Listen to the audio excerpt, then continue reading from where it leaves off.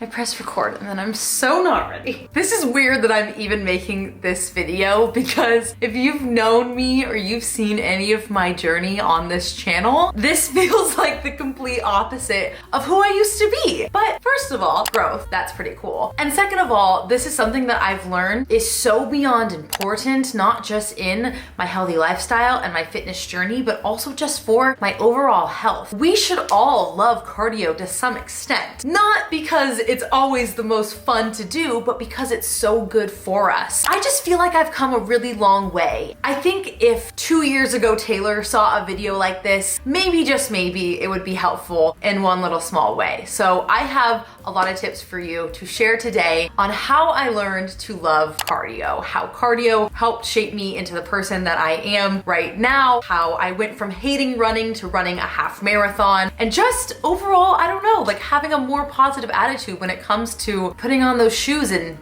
hitting the ground running. But the first tip is by far the most important, and if you take nothing else away from this video, at least remember this. You must, absolutely must, understand that any type of cardio is not a form of punishment. When I was growing up and I would play soccer and we would do something wrong as a team, we were sent to go run laps around the track. If I was at cheerleading practice and we were talking too much or we weren't hitting our stunts, again, we were sent to run laps all around the block. It was always running or some type of cardio that was your punishment. Or you'd even hear like such terrible advice from coaches, like you need to go run to quote unquote burn off dinner, or just like the most gross rhetoric. And it's so nasty to think back on that was so common, especially in the sports industry. But it absolutely did not help me in one little bit. When I was an adult all on my own, without having a coach to tell me what to do at practice, I had such an unhealthy viewpoint of what cardio should be and how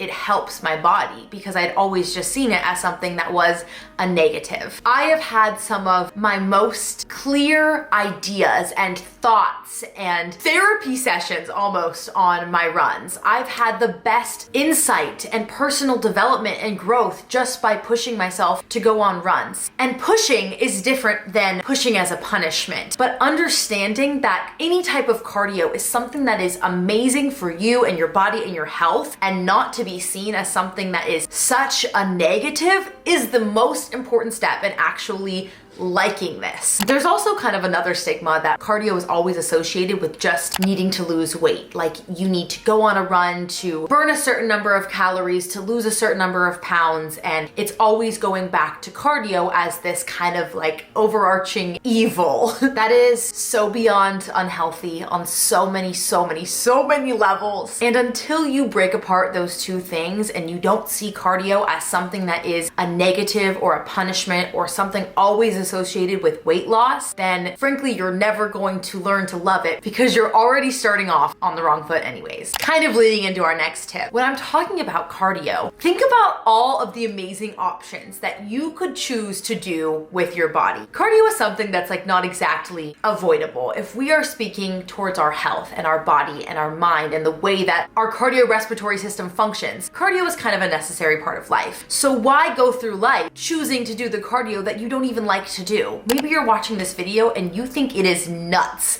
that I run. Like you just think it is absolutely wild. Then don't go run. There are so many other ways that you can move your body in a way that hopefully you can enjoy. So find that, figure out what it is, and stick to that. If you are motivated by a group and you need some sort of group fitness environment to get your cardio in, go try out like an Orange Theory class where you're running on treadmills and you're using the rowing machines. Maybe you like cycling. Cycling is such a popular sport. There has to be like 90 cycling studios in every city. Find one that you enjoy. They're all so different. If you like Soul Cycle, where it's kind of like motivating and it's all about finding yourself and digging deep and that sort of kind of intrinsic motivation, go do that. If you like seeing your name on a scoreboard and you're motivated by getting your name up to the top, go try that. If you don't like going to workout classes, you like working out in your room, go online, go to youtube.com, place you're watching this video, find a dance workout. MK Fit, she's one of my all-time all-time favorite. She makes dancing and cardio fun for me. I love her videos.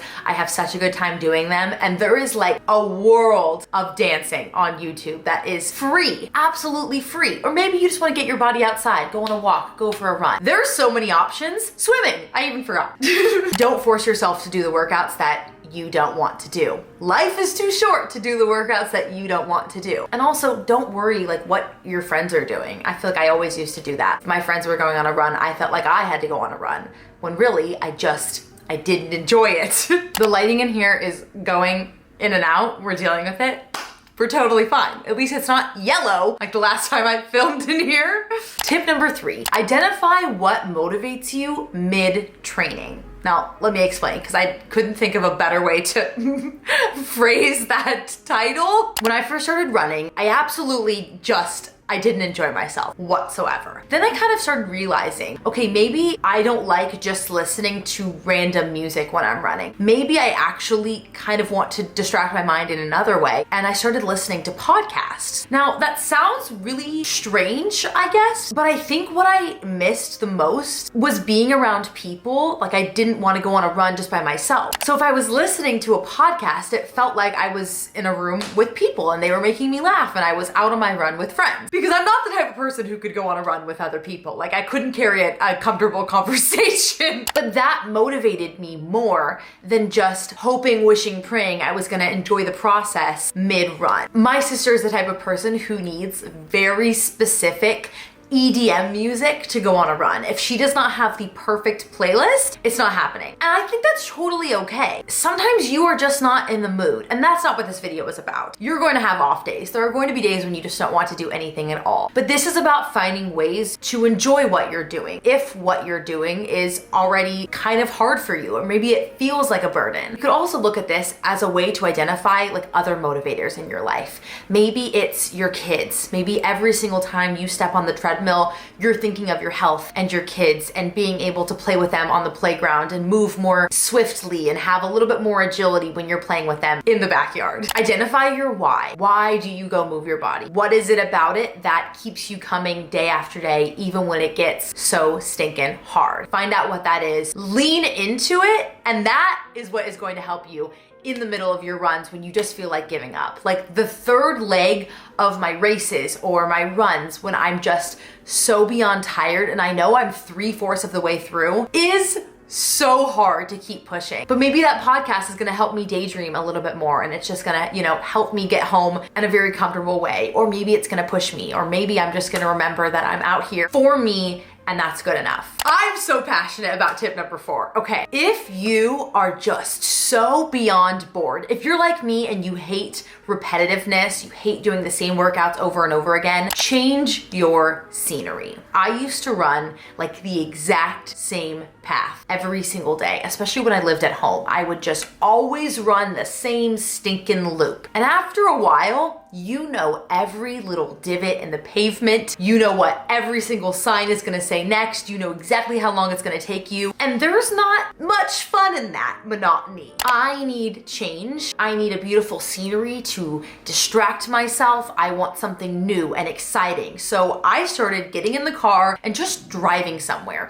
safe, of course. Always remember, especially when you're by yourself, that safety is of the utmost importance. Tell people where you are, tell people when you're going and when you're going to be back. Like, just be very smart. But I had to keep driving to these different locations so I would just see something different, so I could experience a new route just for fun. And that sincerely helped me train for my half marathon time and time again. I couldn't keep doing the same like out and back or loop or whatever it was that I was doing day in and day out because it was driving me up a wall. That's how you keep workouts and fitness and a healthy lifestyle consistent, by constantly just adding in something new and exciting and not blaming the sport for it being boring, but maybe it's the fact that you've been doing the exact same route every single day for 3 months straight. Maybe that is not that motivating. Like I said, I'm very passionate about that one because I think genuinely that is probably like top of my list, top tip that I can give you, other than of course separating cardio and thinking of it as a punishment. Like, sincerely change your gosh darn scenery. Change the game for me.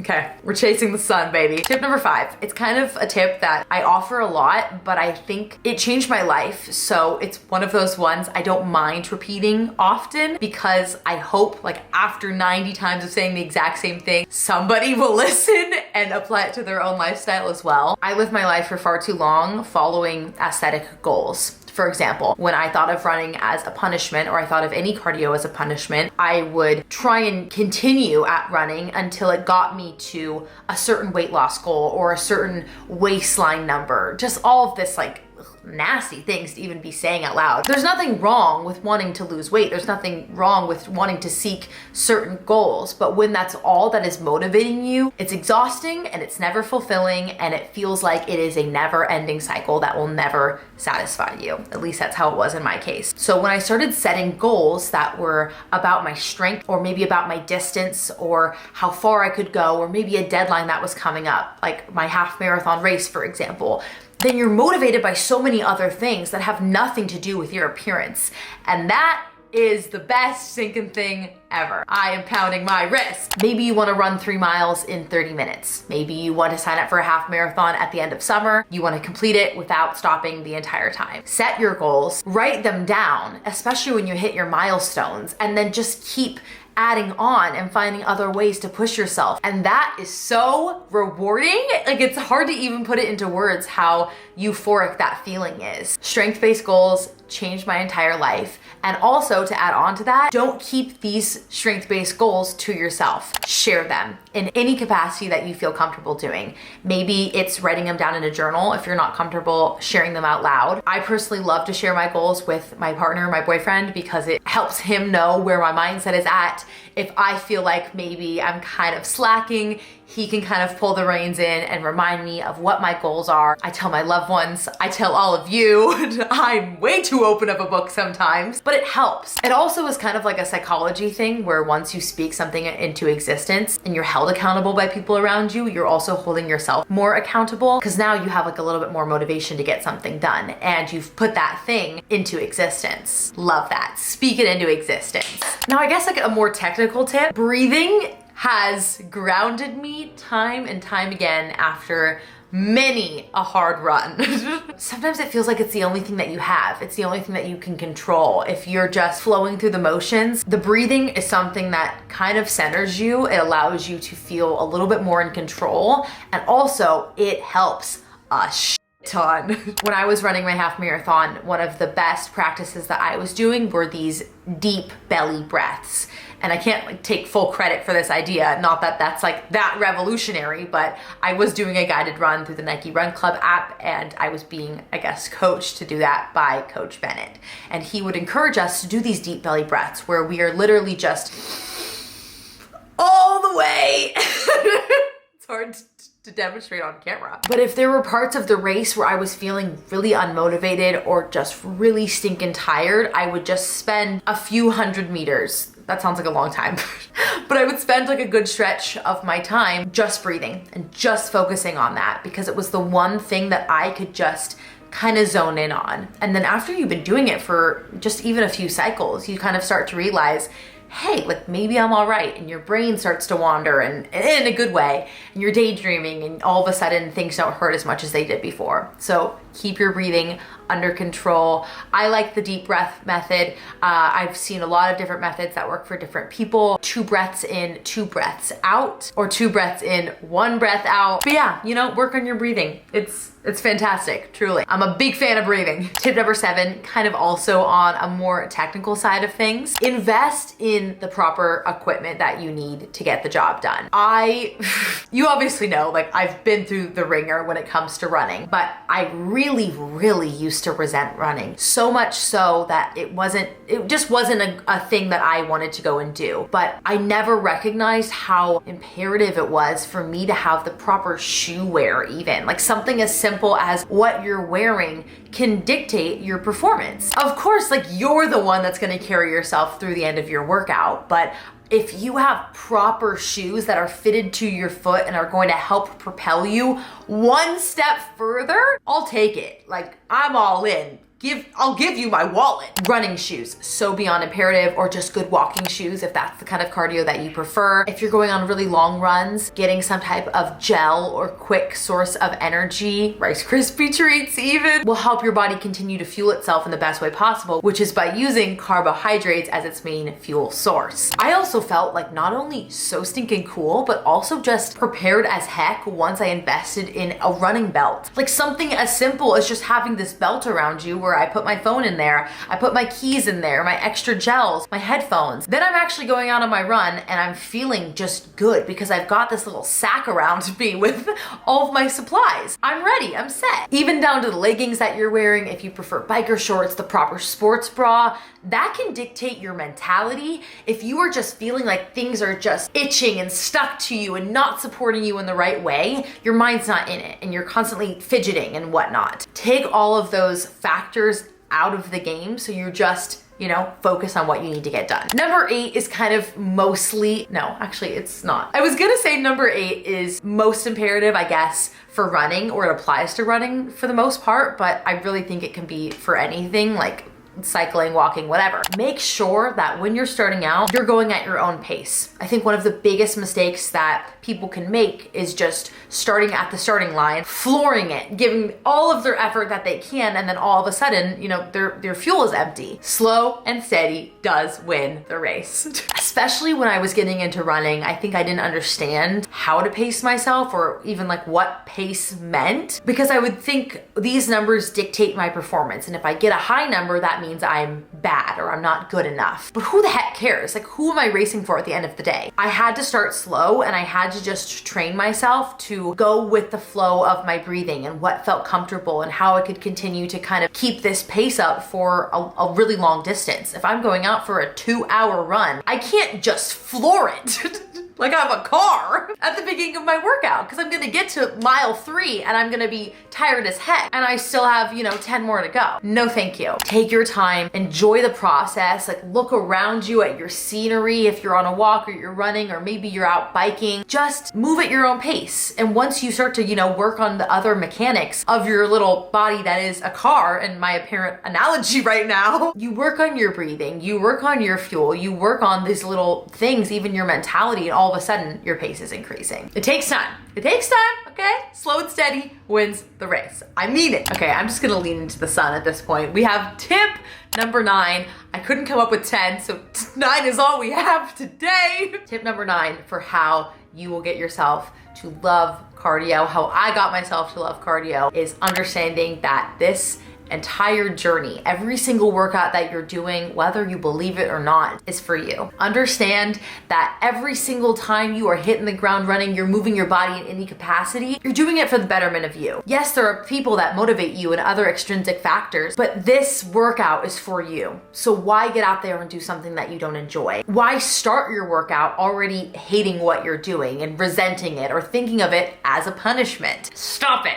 right now. The most important thing about cardio is that it is so beyond helpful and important for our body. The more cardio that we do, the better our body functions. That doesn't mean every single session that you do has to be an all-out performance, that you have to be PRing, because yes, that's great, but even if you're just getting up and moving your body for 30 minutes, that makes a really, really, really big difference. And I can say this now because I'm studying all this information. I think it's also extraordinarily important to remember that when it comes to cardio and kind of the whole idea that it has to be associated with weight loss, people think of it as something that has an end date, or you're working out for a vacation, or you're working out until you hit a certain number on the scale, and then after that, you're done and no more cardio. If you reframe your mindset to understand that you're working out for a healthy lifestyle and you're pushing yourself because this is for you and for your health, knowing that there is no end date to that, without us getting morbid, it makes every session a little bit more enjoyable because you're just going out there for you. And why do you want to just go and push yourself in a workout that is not even fun? I love, PRing. I love pushing my body to new limits and figuring out different cool ways that I can challenge myself and lifting higher weights and running further distances. But if I'm not enjoying the process, it really sucks. I can't say anything more eloquently than that. It just isn't fun. fun. If you only have 30 minutes every single day for yourself, for your workouts, don't spend that time doing anything less than something that you actually enjoy. It like doesn't make sense. You want to look back on your life and see all of the time and hours every single day that you wasted pushing yourself through something that you hated. Heck to the no. I hope that this was helpful. I still cannot believe that I'm sitting here as somebody who truly and genuinely never believed in myself as a runner, and I pushed myself for a really hard time. I learned to enjoy myself along the way, and I ran 13.1 miles, and I'm still pushing myself. I'm still trying my best, you know, and some days are easier than others, but I couldn't have gone through 2 months of training if I hated every step of the way. I love you all so much. I will see you in another video very soon, but let me know if you have any tips to offer to anybody else in the comments down below. Spread the love to one another. I love you, and I'll see you in the next one. Peace.